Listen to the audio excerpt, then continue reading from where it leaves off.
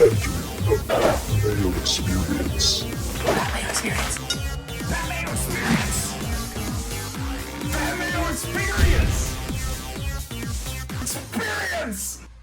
Welcome to the Pat Mayo Experience, continuing our coverage of the fantasy football preseason. Well, at least pre-draft season. Today, we're talking injuries. So if you out there want to get into a draw for 20 DraftKings dollars, 3 ways to do so. 1, smash the like button for the episode. Leave your DraftKings handle in the comment section and tell me which player, not currently injured, but one that has dealt with injuries in the past, that you are most worried about drafting, maybe even avoiding in your fantasy football drafts in the 2019 season. Other ways to do so: leave a 5-star iTunes review for the Pat Mayo Experience. Something nice about the show. DraftKings handle, boom. That's another way to get into the draw. Third way, follow me on the Instagrams at the PME, like one of the football or heart one of the football photos that is up there, or videos. Leave your DraftKings handle in the comment section. Boom!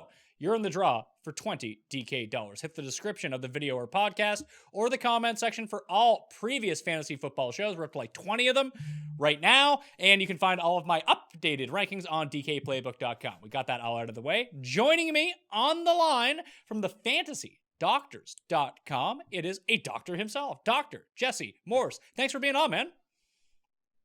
Thank you for having me.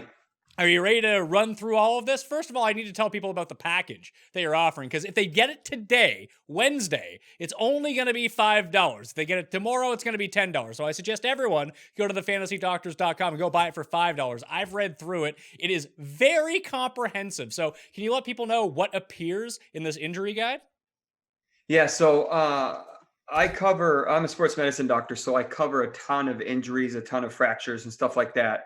I realized that a lot of these guys had similar injuries year in and year out, and a lot of them had a lot of wear and tear on their knees, on their body parts, that it's hard to appreciate if you just see them on the field and they said, oh, well, they haven't been injured this year. So I decided to really write up a really comprehensive draft guide that's much more comprehensive than I had ever written in the past, to cover really the top 50 to 60 players. So it covers like basically the 15 of the top 30 running backs, the top 6 or 7 quarterbacks that you're worried about. And it really breaks down the injuries in layman's terms so that you can understand. And then I kind of give them a risk score. So it kind of helps. And I did this a couple of years ago and anticipated Andrew Luck's injury and not playing. I warned people about Leonard Fournette last year, and unfortunately his ended up coming to fruition. And so I'm just trying to kind of relay that to people, because injuries play a huge role in fantasy and in all of sports. And if I can explain why this injury is going to take longer than 2 days, maybe you'll perceive it differently and be smarter about considering to draft him or start him. My favorite part of the injury draft guide was that risk tolerance. So it's out of a 10, a 9 out of 10, probably going to get re-injured. 1 out of 10 might not get re-injured. So again, thefantasydoctors.com. You can buy it right now on the Wednesday for $5. As of August 1st, it will become $10. So rush to thefantasydoctors.com and go check that out right now. So let's dig into this as it pertains to injuries first. Just some general questions that I have. We all like to, every fantasy football analyst or every football analyst likes to pretend that they know a bunch about the medical field. They hear, oh, hamstring. Well, that's definitely going to be 2 to 4 weeks. And after 4 weeks, they're going to be fine. But hamstrings in particular always worry me, especially at the running back position. And it always seems to me, what's the actual timeline on a hamstring injury? Not a torn hamstring, but like you see people tweak their hamstring. It's like, oh, it's 2 to 4 weeks. But then you see them back after 2 weeks. That doesn't seem like they've let everything recover. Like LaShawn McCoy was always one that stuck out to me with this, that if you rush a running back after 2 weeks and they have a hamstring injury, it just seems like they're going to deal with that problem, not be up to 100%, and probably re-injure themselves pretty quickly afterwards. Yeah, so hamstring is one of the notorious ones, predominantly because whenever a group of muscles cross a joint, that's usually when that's concerning. Hamstring is notorious for that.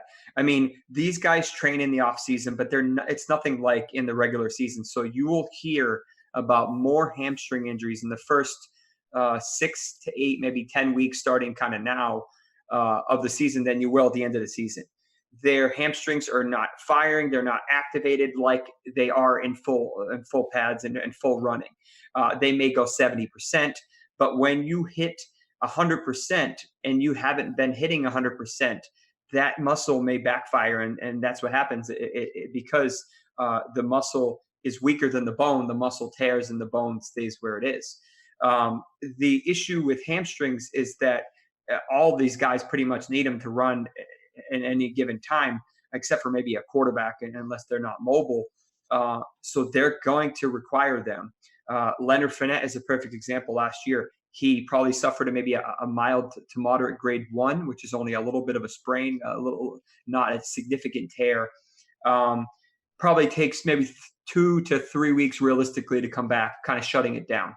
Came back at 3 weeks, didn't really test it probably like he should have, suffered a re-injury and probably either had a worsening grade 1 or even maybe a grade 2, which is essentially a partial tear. So think of taking a piece of rope and ripping it in half. That's basically what happened. So those take like 5, 6, 7, sometimes 8 weeks to properly heal. Dalvin Cook kind of in the same boat. These things take time. Rule of thumb, if you kind of want to give one, a grade 1 is about 2 to 3 weeks of not running, but shutting it down and being smart. Grade 2 is anywhere from 3 to realistically 6, 7, maybe 8 if they just can't get it seem to heal. Grade 3s are a full thickness tear and usually require surgery in an elite athlete like this. So in full disclosure to the viewers out there, we're recording this on a Monday afternoon. So if anyone has been injured later on Monday evening or on Tuesday, we're not going to be able to cover those players that have hurt themselves so far. But I'm just looking at some of the hamstrings that have come throughout training camp. Training camp's been on for like 3 days. And there's already guys coming down with hamstring problems. We got Damien Williams, Calvin Ridley, Duke Johnson, John Ross left practice just before we spoke, or just before we got on the line with a hamstring injury as well. Like, should I be concerned about these guys right now, or should I be monitoring when they return to practice? And would this ever put anyone on a do not draft list for you? Because I know for years that Alshon Jeffrey used to deal with these soft tissue injuries all throughout the preseason. And the years that happened, he would just get re-injured during the season. Anytime he got a clean bill of health through training camp, he actually performed quite well. So I have taken care of several professional players in the past and work with the Miami Marlins who are not far south of me. A lot of the mindset of these athletes kind of indirectly plays a role here, I've learned. These guys think they're Superman. They've defied odds pretty much their entire career. So they think that the timelines that we give them are for regular people and not for pros. Well, a lot of the times these are actually meant for pros, and regular people would take even longer. So these guys think they can come back sooner, which indirectly leads to them injuring themselves faster. There is a certain amount of time that things need to take to heal, depending on the severity of the tear. And if you're going to rush it too soon, it's going to bark up back at you if you're not ready. These guys should be doing something called Nordic hamstrings, which are very popular in European soccer as a preventative measure, but they're probably not. And that's why they suffer so many hamstring injuries. No one at this point in time I'm overly concerned about. As we start to get later, or if it's a significant tear at grade 2, then I get more worried. But for hamstrings at this point in time, I'm not super concerned.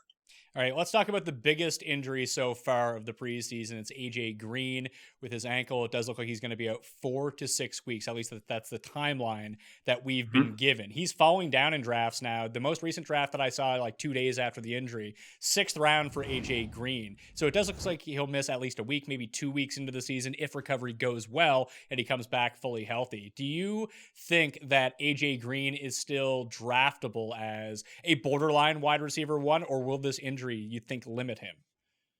So before this injury, I was actually kind of excited about Green.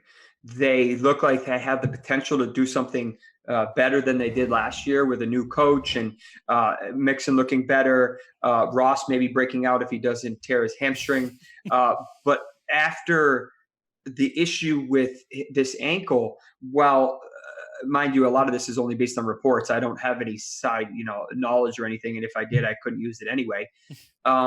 So from what we know, this is a grade 2. These take about 6 to 8 weeks. The issue is he's coming off of a toe surgery for turf toe. I believe it was on the opposite foot. So he's indirectly compensating, which may have led to this injury indirectly. But also based on his age, he's 31. The fact that he's probably going to miss all of training camp or the majority of it and really not get any reps in. And then you're putting him out there and expecting him to fully function when it's go time. So if he was in the 10th round, a great idea, but you're not getting him in the 10th round. 6th round, it's a little too risky for me. I liked him before the injury. I thought he was kind of a sneaky pick as a kind of back end wide receiver 1. Now I'm a little hesitant to consider it. And if he gets a second opinion and says, you got to hold it out even longer, what if he starts the season on the PUP list and you're really kind of screwed?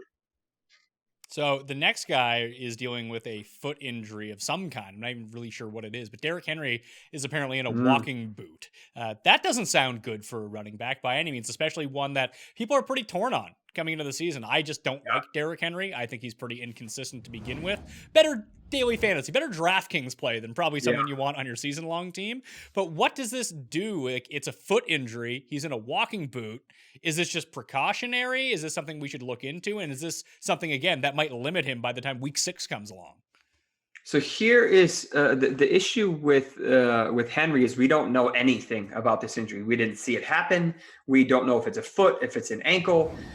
We don't know the severity. I don't even know the exact diagnosis.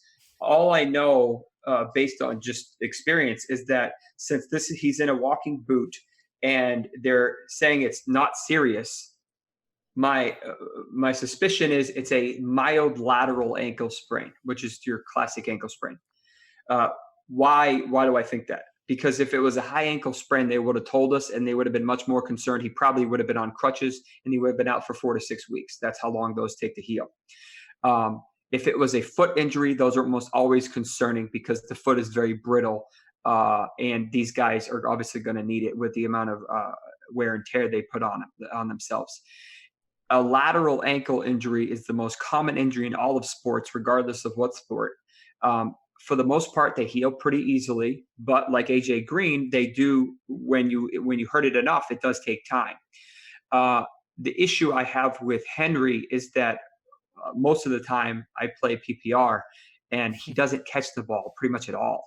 So if he can go into beast mode like he did at the end of the year, then that's a great pick. But if he's inconsistent, like you said, is he going to end up as a running back 3, or is he end of running back 1 if he can go bananas like he did at the end of the year? So his inconsistency gives me pause.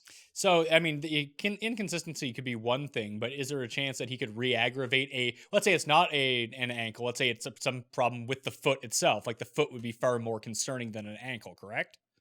Correct, yeah. So, I mean, if we have a better diagnosis, I will be able to give everyone a better explanation or expectations of what he's dealing with. But right now, like, your guess is as good as mine. I don't know exactly what he's dealing with. I know he has a boot on his foot, and that's really all we know. So if he goes back in a week or 2 and looks normal, then we kind of forget about this. If they're still holding him out in a week or 2, the media is going to start pressing and we may find out more information. Is there a huge difference between Julian Edelman's thumb injury and the thumb injury sustained by Sterling Shepard? I don't know what's up with thumb injuries so soon. Robert Griffin III actually fractured thumb well, so kind of weird. But it looks like Shepard's. It looks like they're pretty similar. There's basically 4 ways to fracture a thumb. You can fracture the tip, which is not overly concerning. You can fracture the base in 2 different ways. Those are super concerning because usually if the base of your thumb is in 2 or 3 pieces, you're going to need surgery because it's not going to be stable. The last way you can tear or injure your thumb is an avulsion fracture. That is usually where the ligament on the inside of the thumb, closest to the second finger, tears and it pulls a piece of the bone off with it. That usually also requires surgery. So the fact that none of these guys required surgery is all good news. My suspicion is they will be fine in about 3 to 4 weeks, but they'll probably play with a cast for, I wouldn't be surprised, at least maybe the first month of the season. I'm not overly concerned about either of them, though. Okay, so if they're playing and even if they're wearing a cast, you wouldn't have any concerns about them actually being able to catch the ball? No, the fact that it's non-displaced, I mean, velocity obviously plays a role here. So if these guys are, catching a missile, it's going to be obviously a lot harder to catch. Thankfully, it's still kind of warm, so we don't have to worry about the cold yet, and that will be less painful. But as long as these guys allow it to heal, not overly concerned. Most guys are not going to catch with one hand in general, at least not on purpose. So you do need both hands, and obviously you need your thumb. That's vital to your grip. I mean, without your thumb, we're pretty much useless. And they couldn't have fallen into better situations. Instead of catching like rocket lasers from their quarterback, they get Eli and Tom Brady. We're just going to lob it right into them. Yeah. They'll be fine. One of the biggest concerns I have in this preseason and into fantasy football drafts is I don't really know what to do with Todd Gurley whatsoever. Part of it is I don't quite understand what this like knee arthritis that he has in, how severe that is, or how the Rams are actually going to play this. The fact they traded up for a running back in the draft would lead me to believe maybe they scale back his workload a little bit, but that's not been the case with Gurley so far. So what do you know about his knee injury? Maybe is it something that they will lighten his load? Is it something he could re-aggravate? Will it cause him 20% less burst, which is very substantial for an NFL running back? Yes, and yes. Ooh. So what do we know about Todd Gurley's knee? First of all, he's got to have pretty bad arthritis in there if he's already dealing with symptoms at 24, 25. He had an ACL a couple of years ago, and when you tear your ACL, there's about 60 to 70% chance you also tear something called the meniscus. The meniscus is essentially thick cartilage in between the upper and lower leg bone that is kind of like the shocks for your knee or for your car, if you think of it that way. If you tear this, it doesn't heal well in general. If you have a large tear, which can happen with an ACL tear, they will probably remove some of it or they'll try to suture it, which usually we don't do. But if you're going to make someone immobile for 3-4 months, then you can get away with it. The issue is he's got a lot of wear and tear on his knees. A lot of people don't realize he was a track star. He had a lot of miles in college on his knee. So unfortunately, if you think about it, his knees are probably like someone who's been, a regular runner into their 50s. Like he's got a lot of wear and tear in a short period of time, and his knees just can't handle it. Up until, late last season, he was fine. But then he must have tweaked it. He started getting accumulation of fluid, which is uncomfortable and can be drained. But the arthritis is the underlying cause. And unfortunately, that is not easily treated, at least not at this age. Yes, you can put a cortisone injection in there. Yes, you can put stem cell or what we call PRP in there, and that will help. But the issue with him is if his arthritis is as bad as they say it is, if he was one of my 50 or 60-year-old patients, I'd give him something called a gel injection, which would help. And maybe he's got that. But I don't expect it to handle the workload that he's asking of it. Ideally, I mean, if it's that bad, he'd need a knee replacement. I mean, you're not getting a knee replacement at 20-something. So you decrease your volume, you decrease your weight, which indirectly helps. And you do everything you can to take stress off that knee and do what you can. The problem is the Rams are stuck. They paid him a ton of money, so they have to play him pretty much. They have all the resources they can do, but there's only so much medicine we have to fix a knee that you're not able to function on to the level that he's asking it. So that's why they probably drafted someone so high and spent so much draft capital on Henderson because of that, because they just don't know what they're going to get out of Gurley. So he's not going to be the same guy that you're used to, or at least not at the same volume, which is what you need to him to be the pick where you're drafting him. So obviously we're going to cross him off the first round. I have him in the middle of the third round is when I'd start to consider him. Is that where you would consider him in a draft, or is that still a bit too high? Personally, I'm not going to draft Gurley this year, only because I think there's guys you can get around the same range that have a higher upside and have less risk. Okay. Like I'm in a spot right now where I really like Josh Jacobs. I like the potential volume role that he has on Oakland. If I get into a draft, I don't know if I have to take Jacobs over Gurley based on where they're both going, but I think I would prefer to have Jacobs on my team over Todd Gurley, if that makes any sense. Definitely. The issue with arthritis, especially in the knee, is it's unpredictable. That's why Gurley didn't know when he was going to be able to come back. Tried to go, but just couldn't get it going. That's why CJ Anderson looks so good.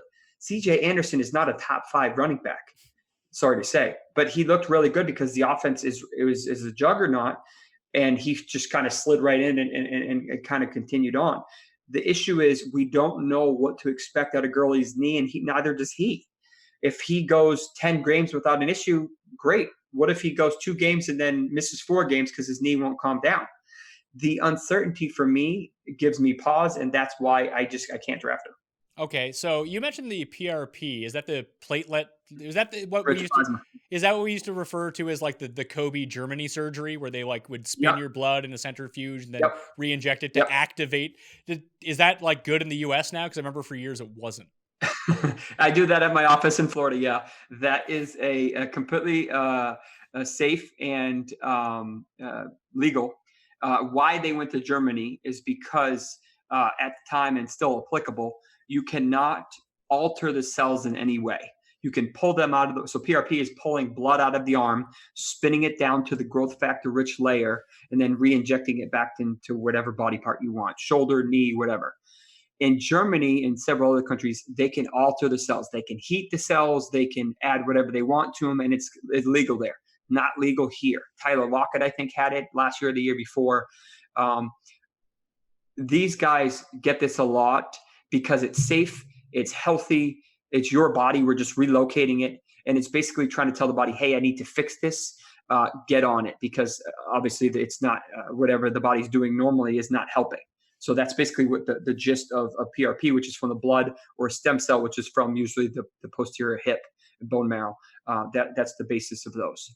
So, I mean, along the lines of the surgery, obviously you can't use HGH in the NFL, but is that something like when we look back like 20 years from now that they'll prescribe injured players HGH, or is that something that will never be on the table, do you think? I don't think it's safe enough to. So a lot of these things, if you're talking about injecting something into a joint, the majority of that goes only into that joint. But anything oral, or when you inject it just into your hip or leg or whatever, that goes systemically. That goes everywhere.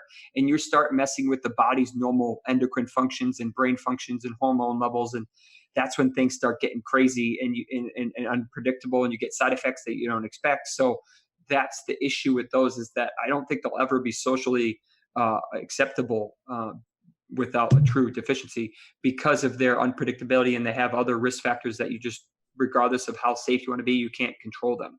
Well, how long has like the HGH as we know it, as people take it as a performance enhancer, as an injury recovery, whatever that may be, how long has that really been around for now that people have been using it like athlete wise? And how long of a time period would you actually need to see if it does have benefits, what the potential side effects are? Like how long is that sample size? Is it like 3 decades? Is it 15 years? Is it 5 years? Like what are we looking at here? Without pulling up any specific data, I'd say probably 20 to 30 years of like legit data. Most of the performance enhancing stuff actually comes out of cycling. Cycling has a ridiculous competitive advantage, and even 10 seconds can be the difference between, first and say fifth or whatever. So a lot of these do everything they can to try to get ahead. So like nowadays, they actually have developed hormones or injections that actually will go into your cell and manipulate the response of the cell, and basically have it, what's the easiest way to describe it? Have it work better than it normally does, or not fatigue, or be stronger, or whatever. Like they actually have that gene manipulation. And a lot of these guys are using it. Why? Because it's going to make you better and stronger and faster, and not get tired as easily. But a lot of the times it's because the doping societies and the agencies and everything, they don't have a way to test for it yet. So if they don't have a way to test for it, then these guys are going to use it until they get tested, or until they cause a positive. All right, let's swing back to some of the players. Guys right now, obviously Le'Veon Bell coming off an entire season of sitting out. But before that, he wasn't like a beacon of health by any means. He was always dinged up at some point during one of his first few seasons. Melvin Gordon is currently holding out as we speak. Mhm. Ezekiel Elliott has decided, you know what? Cowboys training camp, pretty good time. Mexico, much better time. I want a new contract.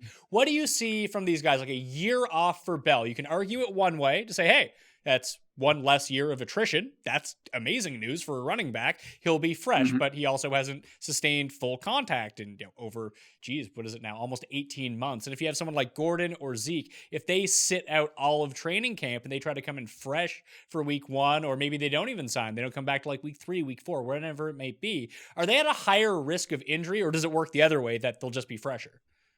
No, they're definitely Zeke and Gordon are definitely at higher risk for injury, assuming they're not pushing themselves as hard as they would in training camp. If they're doing that, then maybe they get lucky. But a guy like Bell, I mean, he could have been sitting on his couch for the past year. I highly doubt he was. I mean, we saw him drop a rap album, so he at least stood up once. I mean, and not only that, he earlier this week, he actually did double conditioning sessions. So, I mean, we know he's in great shape, at least in order to do that.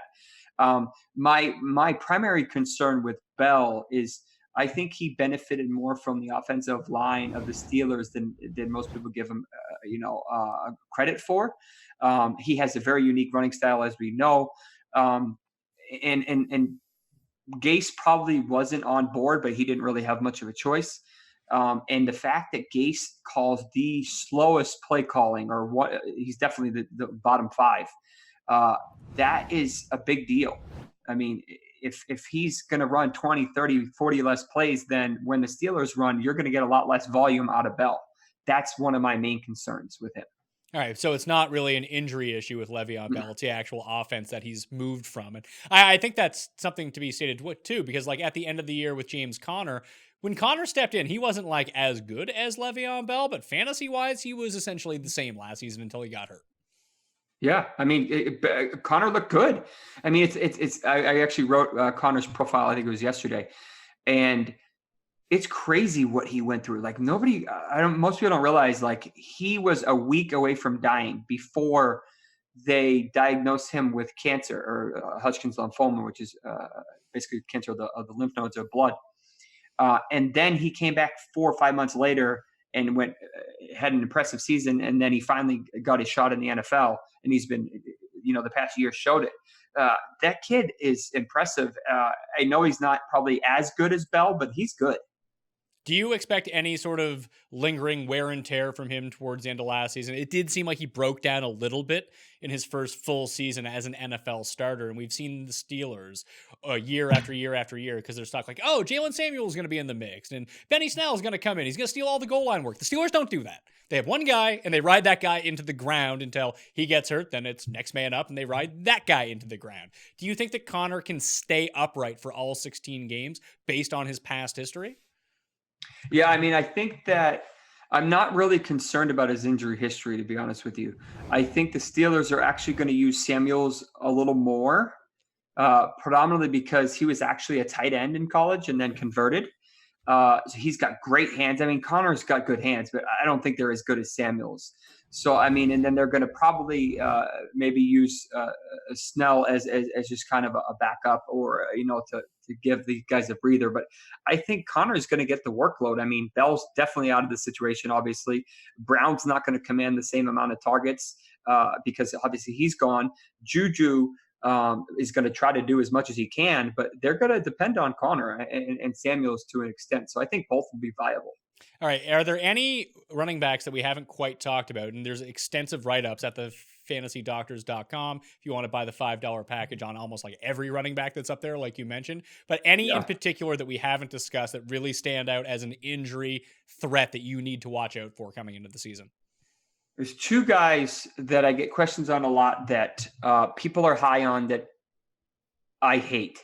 Not hate drafting. I don't hate anything. One is Devonta Freeman. The other one is Guice. Guice, I want nothing to do with predominantly because of how complicated his ACL reconstruction was, how long he took to finally get it done, and then the fact that he already suffered a hamstring injury only a couple months ago. I don't think he's going to be ready yet this year. Next year, different story. I don't think he's going to be ready this year. He's going to disappoint a lot of people based on where they're drafting him.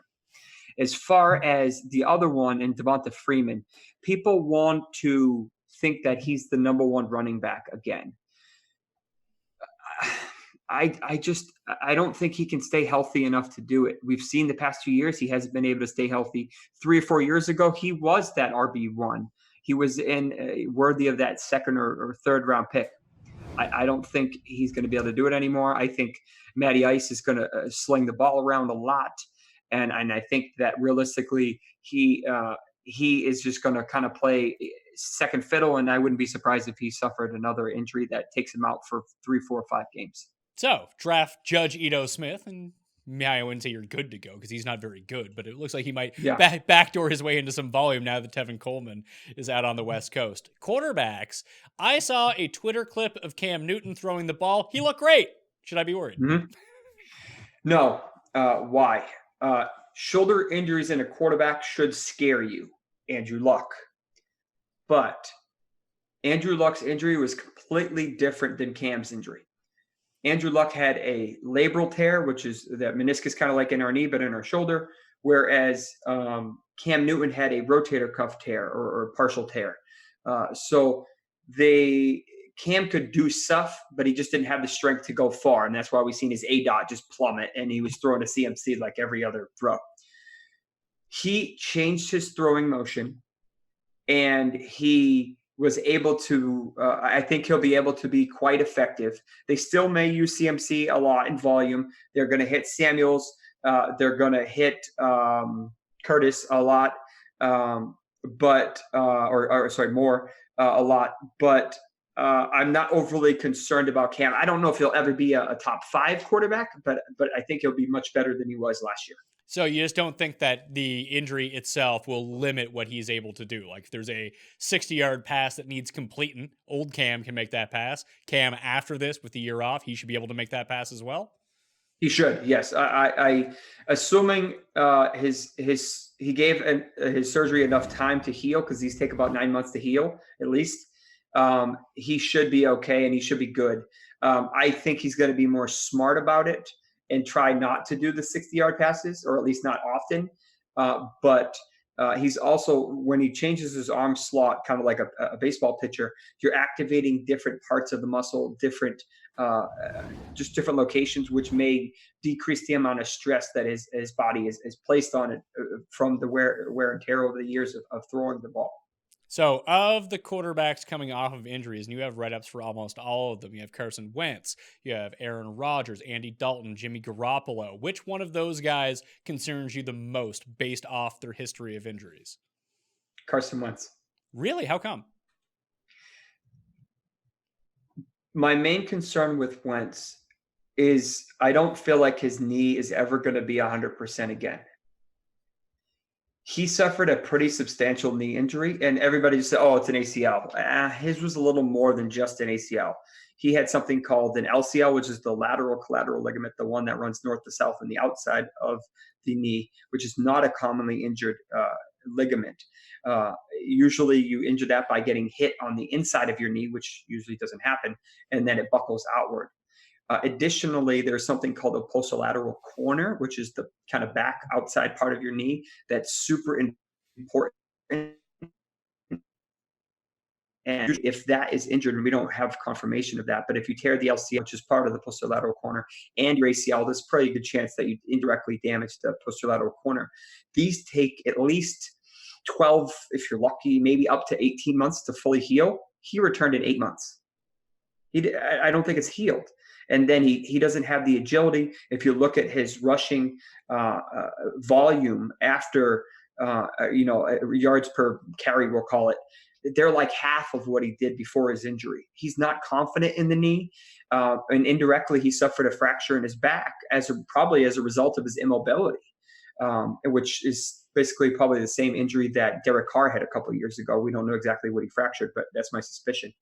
So I'm concerned that he'll never be the MVP caliber player we saw before the knee injury, unfortunately. Is there any chance that Marcus Mariota will ever be able to play 16 games in a regular season?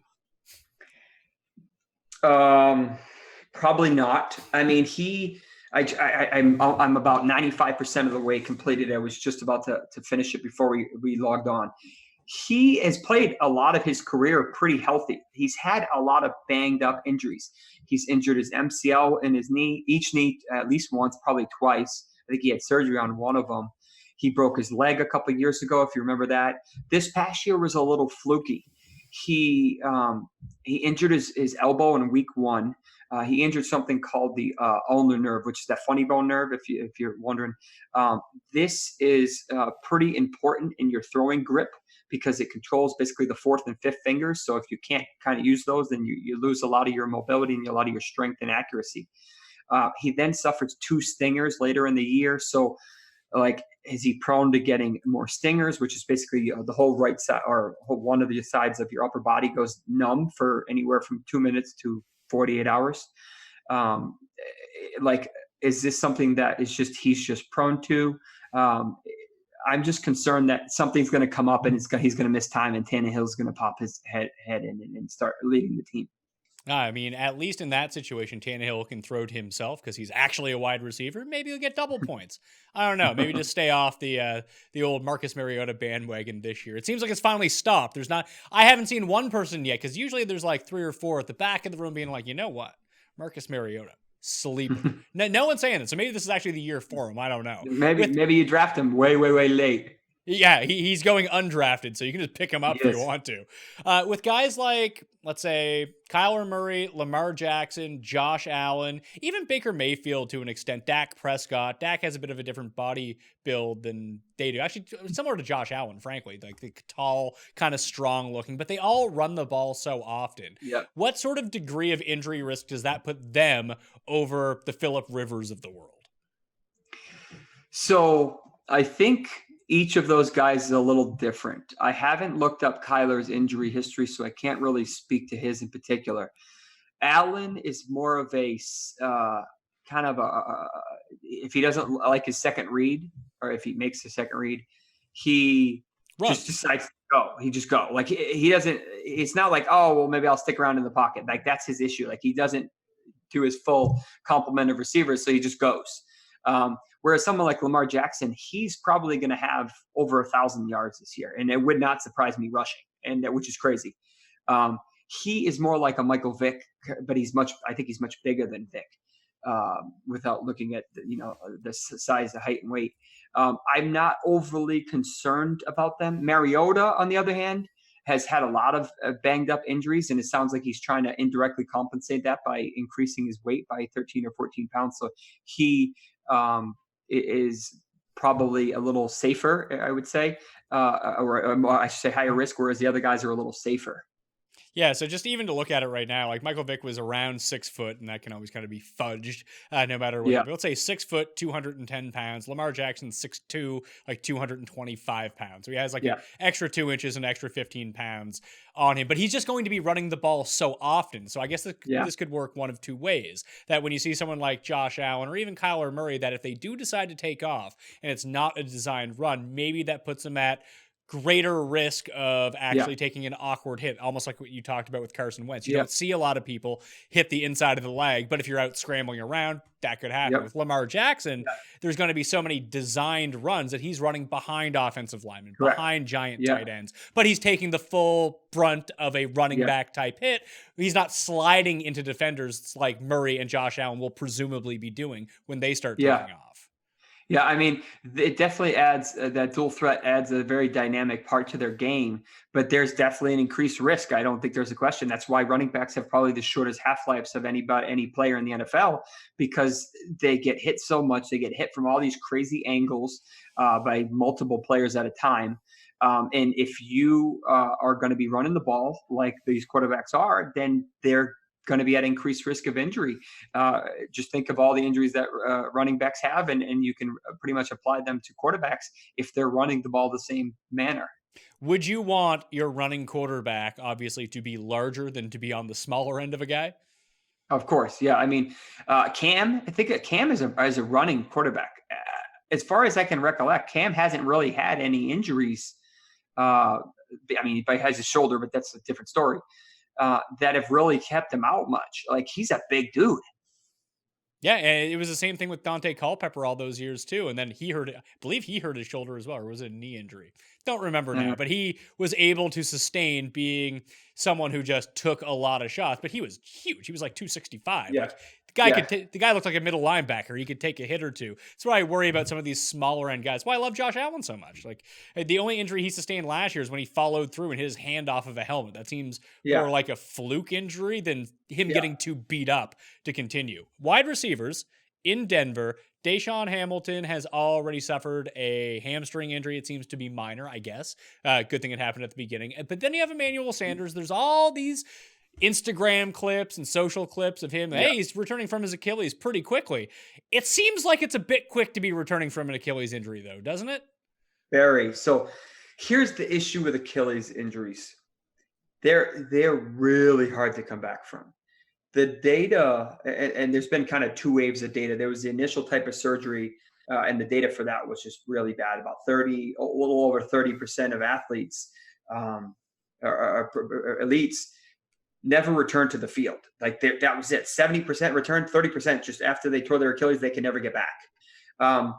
But nowadays they have a little bit of a different type procedure called a PARS that has better data and it's showing promise. But we don't have any in particular running backs that have succeeded to return from this. Like, I believe Richard Sherman had both Achilles, or at least one, and he did okay last year. But a guy like Donta Foreman, who I really want to be high on, but I just can't be until he proves that Achilles has the burst and he has the agility to do what you're asking him to do. Kind of the same thing with Sanders. He's not exactly a spring chicken. And this is not, I mean, I don't even think it's been 6 months since his surgery. And these guys take a good 9 months to closer to a year to really be closer to 100%. I'm afraid for him, and I don't want anything to do with this quarterback if I can help it in Flacco. I like Hamilton, as you mentioned. I do really like Hamilton. I think he's sneaky. I don't know if he's ready this year, but Achilles right now, I pump the brakes on running backs and wide receivers who are coming off of Achilles injuries. Houston seems to have a collection of wide receivers outside of DeAndre Hopkins that are just perpetually banged up, whether it be Will Fuller, who just misses 8 games every year with an assortment of injuries, and then Keke Cutie, who I really like, but he's just so little that it just one hit and he's out for 3 weeks. Do you worry about these guys and their ability to stay healthy? Yeah, I mean, some of these guys, if you suffer a hamstring injury and it doesn't properly heal and you get scar tissue in wherever it was torn, we'll say kind of just distal to the buttocks where a lot of them are torn, that is prone to re-injury because it's not the same as real muscle. It's going to scar down. It will never be the same as before you injured it. So these guys who have an injury history, they're prone to getting more soft tissue injuries. I love Keke Coutee. I wish he could stay healthy. We saw how dynamic he was. Same with Will Fuller. They could be a scary offense if all of those guys are clicking. I don't know what they're going to do for a running game. Lamar Miller is what he is, but same with Deshaun Watson. I mean, he's super dynamic, but he's been banged up 2 of the past 3 years. When we take a look at reoccurring injuries, you say these soft tissue injuries can be reoccurring. What about concussions? I know there's no 2 concussions are alike, but if you've sustained 2 concussions, are you more prone to have a 3rd concussion than someone who's never sustained one? Significantly. So would you watch out for, like, that's my biggest problem with Damien Williams. Like, Damien Williams has had concussion problems throughout his career. I know, because I used to stupidly draft Miami running backs and be like, oh, got to go pick up this Damien Williams guy off the waiver wire. Then like 2 weeks later, he'd be out with a concussion. Like, he really worries me this year because I know if he stays healthy and he's just the guy, he's going to be incredible. He might be a top 5 running back. I just don't see how he makes it through the year.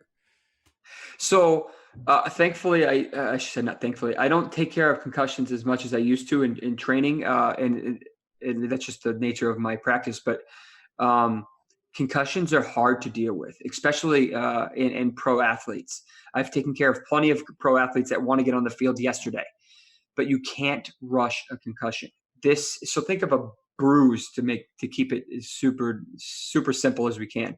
So bruise your leg, it heals in a week or two. Well, a concussion is essentially a bruise of the brain. This is super important. So you obviously can't wing it. These guys are usually super nauseous. They are dizzy. They have really bad headaches. That sounds like the worst hangover you could think of.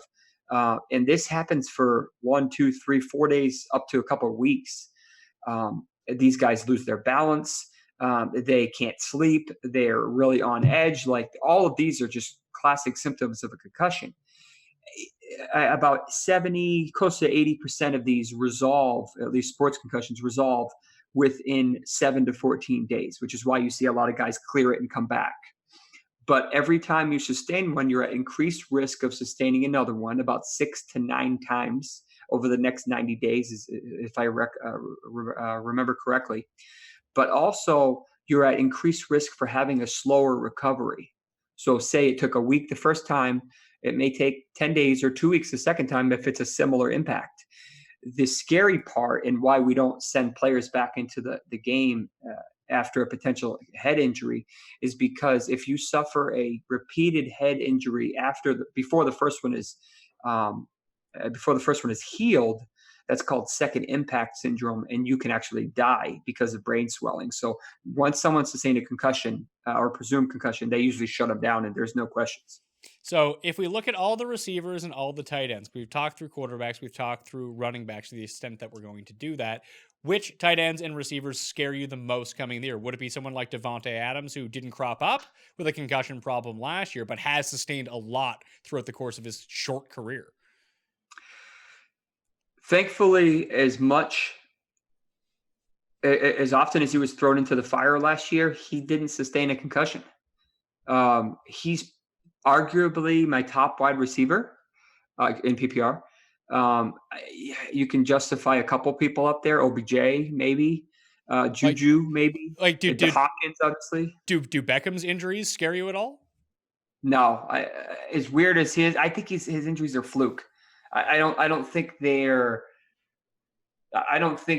are preventable, so to speak. Like, I think they're just fluke, and he broke his leg, or had a bad high ankle sprain and fractured his fibula. In the offense, like, look how dominant he was with awful Eli. Like, think about what with the cannon that Baker has, like, in an actual respectable line and running game and other wide receivers. Like, he could go bananas this year. Adams could potentially score 30 touchdowns. I mean, if he's in the slot and Rodgers is normal and healthy, don't be surprised if he drops 20. 20. Don't be surprised if he drops. That's a bold take, sir. I know. So yeah, I'm saying, like, it's possible. I mean, that Adams is talented as long as he can stay healthy. I'm not overly worried about his concussion history. It is what it is. You get to a point where you shut it down, but he's not there yet. So there's no real red flag wide receivers, even from down on the list, like Albert Wilson returning from injury. Maybe who is it, like Hollywood Brown's Liz Frank injury? Like, is that an issue? That's concerning. There's some concern about Hollywood Brown's Liz Frank. Those are potentially concerning injuries, but usually they do pretty well. Wilson, I like he's dynamic. I have to look into him a little more. I haven't wrote up his profile yet. I'm not really concerned about Cooper Kupp. I think he's kind of like a Julian Edelman from last year, if you think of it that way. Emmanuel Sanders, we talked about. Watkins, I don't think he can ever stay healthy, so I don't trust him. Anthony Miller, not really worried about his shoulder, rock and roll. Geronimo Allison, he had a sports hernia, he's good to go. Not too many wide receivers that I'm super concerned about. AJ Green, obviously of recent news, but besides that, not overly concerning. What about guys like O.J. Howard or even Jack Doyle at tight end who were banged up last season, or even someone like Travis Kelce, who I have an awful lot of this year and need him to remain healthy the entire year? So if you guys check out Kelsey's profile, you're going to be astonished at how many injuries he's had. It's crazy. Like, he's had microfracture surgery, which is a complicated surgery that not many people undergo. I think Melvin Gordon had it too. He should be healthy. I don't have any reason why he shouldn't. Kelsey shouldn't be. Obviously, a guy like Jordan Reed scares me. A guy like Greg Olsen scares me just because they can't seem to stay healthy and they have recurrent foot injuries of their own. OJ Howard, I really like this year. He's one of my kind of potential breakouts. I'm a little concerned about Jack Doyle. He had a combination of a hip and a lacerated kidney, which is as scary as it sounds. He probably fractured a rib, and then indirectly the rib cut the kidney is likely how it happened. That remains to be seen as he ramps up his workouts, and he starts really huffing and puffing, and his body starts to try to conserve energy. Can his kidneys cooperate? And that remains to be seen. As far as like Ebron, not overly concerned. Really like Henry this year. Walker, I'm not sure what to make of him yet.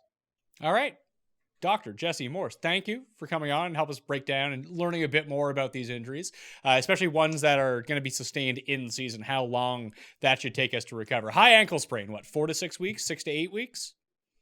Sorry, I lost you there. I said high ankle sprain. What should we be looking at? If that happens like week 3 to my running back, which it inevitably will, how long should I actually expect him to be out for? Best case scenario, 4 weeks. All right. What's like regular scenario? 6 to 8? 6. 6? And when's he back at like 100% effectiveness and like probably won't get re-injured from that? 6, 7. Right. At 4, you're at high risk for re-injury. That's why they obviously we try to keep them out. I mean, these guys want to get back and play, which I understand, but you're not good to your team if you're not 100%. All right, in my opinion. Yeah, you can check out Jesse on Twitter at Dr. Jesse Morse. You can buy the $5 injury package, which goes up to $10 tomorrow. So save yourself half the cost by going to thefantasydoctors.com right now and checking that out. I'm Pat Mayo. You can follow me on Twitter at the PME, same as Facebook, same as Instagram. All the previous shows in the description of the video and podcast. That'll do it. Check out all my rankings up on dkplaybook.com. Pat Mayo, thank you for watching. I'll see you next time. That Mayo experience! Experience!